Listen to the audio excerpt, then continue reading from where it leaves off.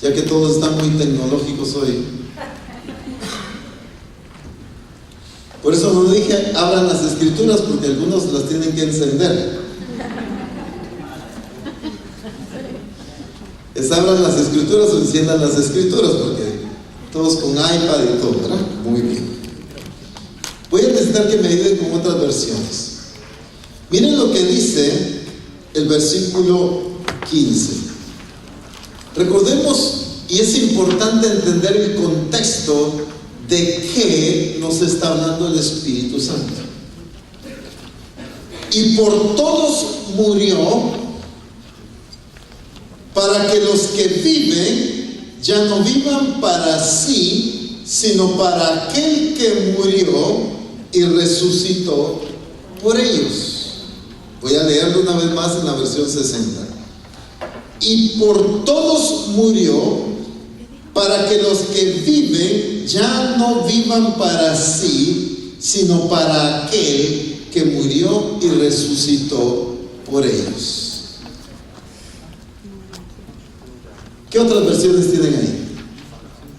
Cristo murió por todos, para que los que vivan ya no vivan más para sí mismos, sino para Él, que murió y resucitó por ellos.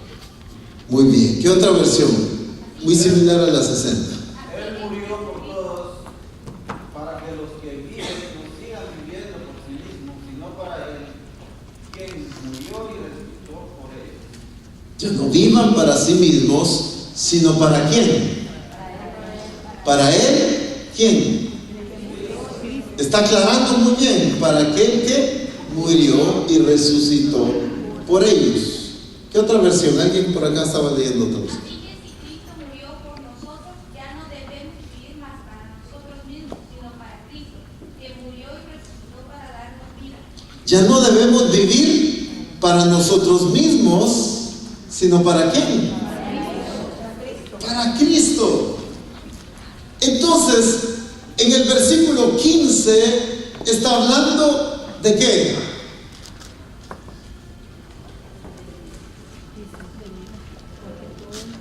A ver, quiero escucharlos. ¿De qué está hablando el versículo 15? Que todo murió. Sí, que murió por todos. No miren solo lo que Él hizo, miren lo que nosotros debemos hacer en ese versículo. Nueva vida. Debemos vivir para Él y no para nosotros mismos. ¿De qué está hablando entonces? De gobierno, de pertenencia. Entonces, cuando entendemos ese contexto de qué viene hablando, tiene más sentido el entendimiento del versículo 17. De modo que si alguno está en Cristo, ¿pero de qué viene hablando? De pertenencia. O sea, para nosotros que hemos sido alcanzados y lavados por la sangre de Cristo, entonces ya no debemos vivir, dice la Escritura, ¿para quién? Para nosotros mismos, sino ¿para quién? Está encauzándonos en el propósito correcto.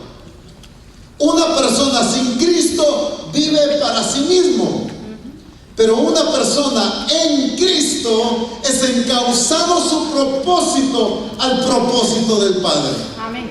Ya no hay un propósito para sí mismo, sino ahora su propósito es el propósito del Padre. Amén. Alabado sea su nombre. El venir a Cristo no es un cambio de religión. El venir a Cristo no es un cambio de costumbres, sino es un cambio también de propósito. Amén. Porque el que está sin Cristo vive para sí mismo. Por eso es que la mentalidad del mundo, del sistema del mundo, es todo yo, lo que me beneficia a mí, lo que yo decido, lo que me parece, en lo que estoy de acuerdo. Todo se centra en mí. El sistema que regido por la naturaleza vieja se centra en mi persona. Ay, mire, apóstol, yo no estoy de acuerdo, no me parece, entonces mejor no lo hago. No, mire, es que yo siento que no es para mí, yo no estoy de acuerdo, yo no quiero hacerlo. Mire, es que yo no tengo tiempo, yo tengo que dedicar tiempo para mí, todo está centrado en mí. Pero una persona en Cristo entiende que ya no vive para sí mismo, sino ahora la razón de su vida, el objetivo de su vida se llama Cristo el Señor. Entonces, el propósito de mi vida ya no soy yo. El propósito de mi vida se llama Cristo. Entonces, cuando entendemos el versículo 17, de modo que si alguno está en Cristo, ¿de qué está hablando? De una vida totalmente sumergida bajo el señorío y bajo el gobierno de Cristo. No de una persona metida a los pies en Cristo, no de una persona que medio se congrega, no de una persona que medio se mete, no de una persona que medio participa, una persona que está totalmente entregada y rendida bajo el señorío de Cristo. Porque entiende que la razón de su vida y el propósito de su vida ya no es Él, sino es Cristo. De modo que si alguno está en Cristo, nueva criatura es. No puede haber un cambio de naturaleza si no estamos en Cristo. ¿Cuándo experimentamos un cambio de naturaleza? Solamente cuando estamos en Cristo. ¿Y cómo es que experimentamos ese cambio de naturaleza? Dice la Escritura en Gálatas 3:27. Gálatas 3:27. Segunda de Gálatas. No es cierto. Te prometo. Porque todos los que habéis sido, ¿qué dice? Bautizados. ¿Bautizados en qué? Lee ahí la palabra. Bautizados en Cristo. De Cristo estáis revestidos. ¿Cuál es el concepto del bautismo? Sí, pero ¿qué significa el ser bautizado? ¿Cuál es el concepto de ser bautizado? Perdón, no me he dado a entender. El concepto del bautismo es ser mojado, es ser sumergido. ¿Por qué? Porque es que no solo metemos los pies. ¿Por qué no solo metemos la cabeza? ¿Por qué no solo que nos salpiquen un poquito de agua? Porque el concepto es totalmente sumergidos, porque tiene que ver con muerte, con sepultura. Entonces aquí Gálatas nos menciona de haber sido bautizados en Cristo, totalmente sumergidos en Cristo. Entonces, el que ha sido bautizado en Cristo, ¿qué es lo que pasa? De Cristo estáis revestidos. Cuando la Escritura habla de despojarse del viejo hombre y de revestirnos del nuevo, y cuando aquí nos menciona de revestirnos de Cristo, no está hablando bajo el concepto aquel tradicional que antes se mencionaba mucho. Yo recuerdo que en los mensajes de hace unos cuantos años yo escuchaba mucho este concepto. Hermanos, decían los pastores en las iglesias, no seamos como aquellos que se ponen el tacuche de evangélico, ¿verdad? Y cuando entran al templo se ponen el tacuche evangélico, pero al salir se lo quitan y ya siguen viviendo su vida igual. Antes día muchas iglesias todavía manejan ese concepto. En el sentido que la gente, cuando llega al servicio, cuando se congrega, como que se pusiera en ese tacuche. Alabando al Señor, gloria a Dios, aleluya. Hermano, Dios le bendiga, bendición, alabado sea el Señor. Pero al nomás salir al trabajo, ya peleándose con los compañeros, malas palabras, malas expresiones, un estilo de vida totalmente contrario. Bueno, ese concepto de ponerse el tacuche, eso no es lo que está hablando aquí. Aquí no está hablando de un tacuche que me pongo y que me quito. Aquí está hablando de un cambio de naturaleza. No de un tacuche que me pongo y que me quito, sino una transformación real y genuina que tiene que ver con cambio de naturaleza. Déjenme decirlo de esta manera: la vieja naturaleza no puede heredar el reino de Dios. Porque el que es nacido de la carne, carne es. Y el que es nacido del Espíritu, Espíritu es. Y la carne y el Espíritu, ¿qué dice? No se llevan, se oponen entre sí. Y la iglesia ha querido en su naturaleza carnal cambiar, modificar la naturaleza carnal para entrar al reino de Dios. Y eso es imposible. Por eso es que la única solución para la naturaleza pecaminosa, para el hombre viejo, no es una regeneración, no es una transformación a la vieja naturaleza, sino es la muerte. Por eso es que cuando nos bautizamos, morimos y somos sepultados.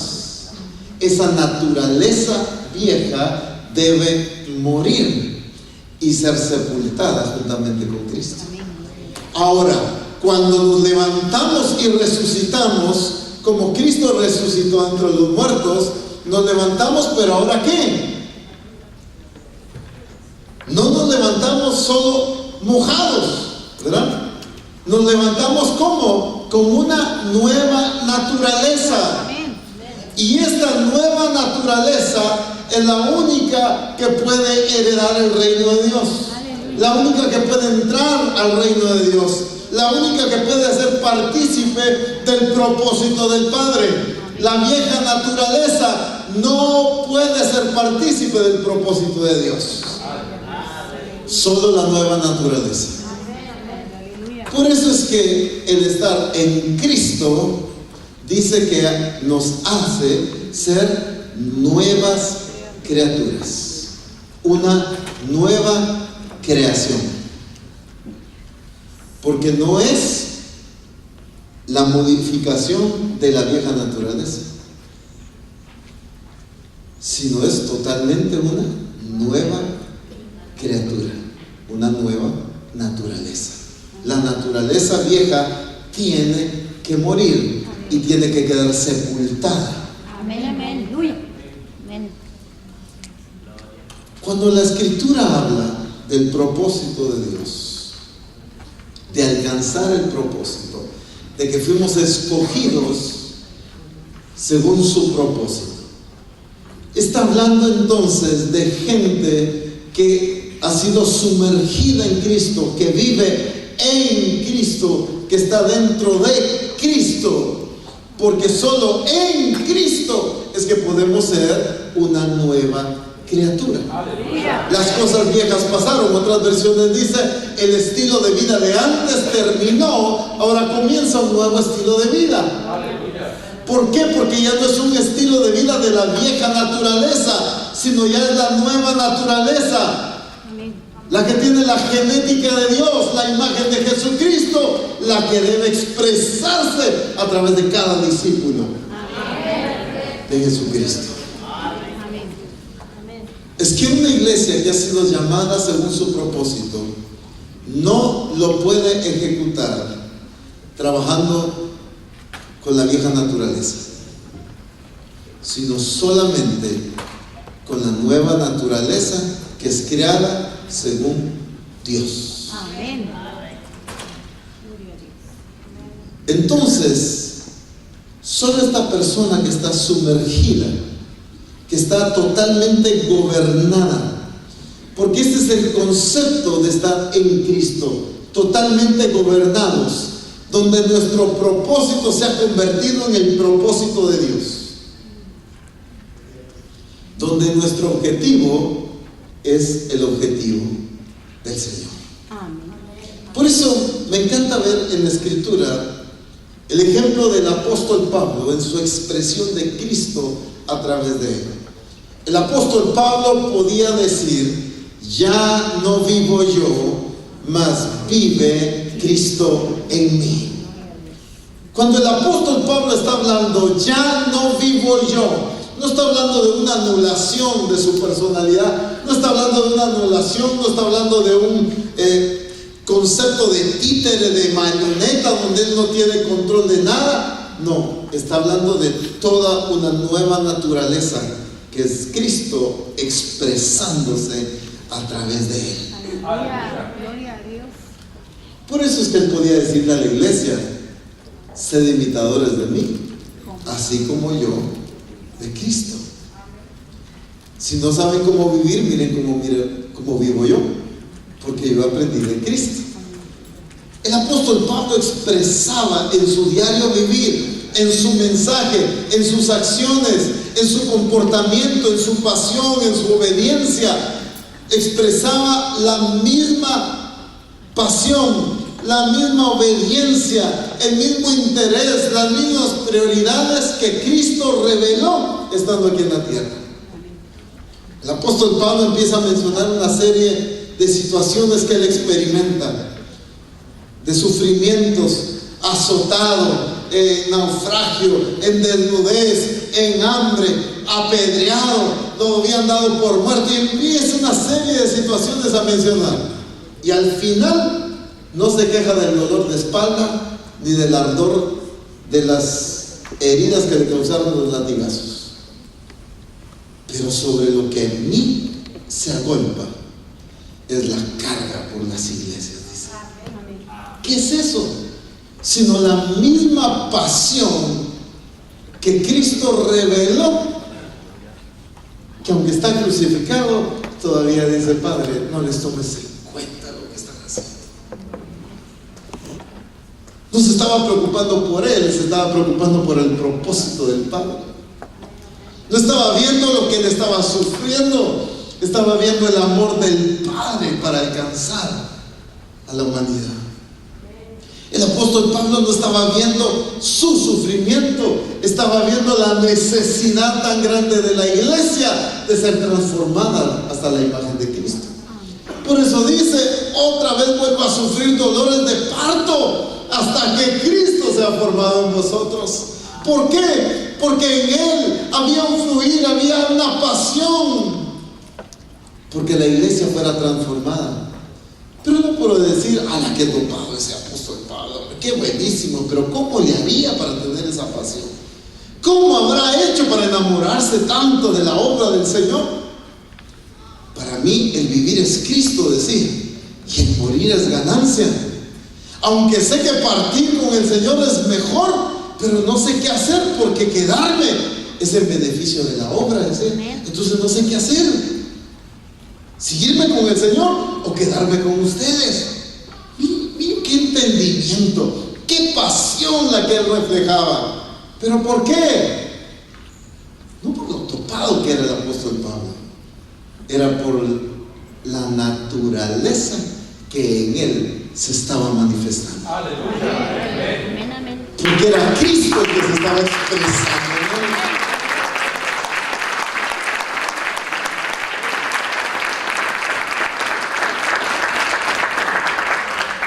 Es que no se trata de hacernos un lavado de cerebro. Ay, no, es que tengo que estar enamorado del Señor, del modelo, de su propósito.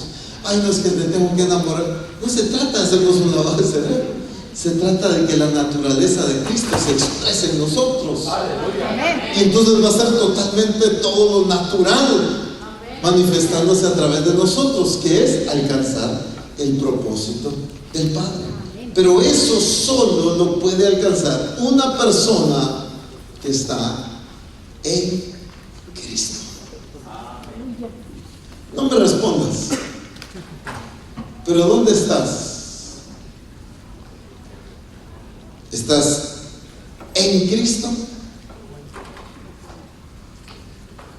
Bajo este entendimiento, bajo este concepto, totalmente sumergido, totalmente siendo gobernado por Cristo. Ay, apóstol, pero por lo menos ya las rodillas, hombre. Ya, con eso es suficiente. ¿Acaso no tengo que trabajar? ¿Acaso no hay una profesión que alcanzar? ¿Acaso no hay objetivos aquí en la tierra? ¿Acaso no hay metas?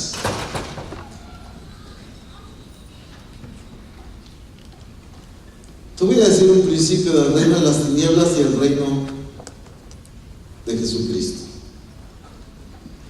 Y este versículo que leímos en 2 Corintios capítulo 5 y versículo 15 nos lo confirma.